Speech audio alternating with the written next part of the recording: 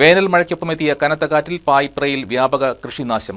ലക്ഷക്കണക്കിന് രൂപയുടെ നാശനഷ്ടമാണ് വേനൽ മഴ മൂലം ഉണ്ടായിരിക്കുന്നത്. പായിപ്ര പഞ്ചായത്തിലെ വിവിധ സ്ഥലങ്ങളിൽ വലിയ കൃഷിനാശമാണ് വീശിയടിച്ച കാറ്റിൽ ഉണ്ടായത്.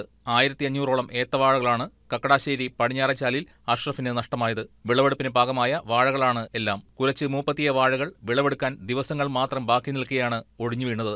പായിപ്ര 4-ാം വാർഡിൽ താമസിക്കുന്ന അലിയാരിനും വ്യാപകമായ കൃഷിനാശം ഉണ്ടായിട്ടുണ്ട്.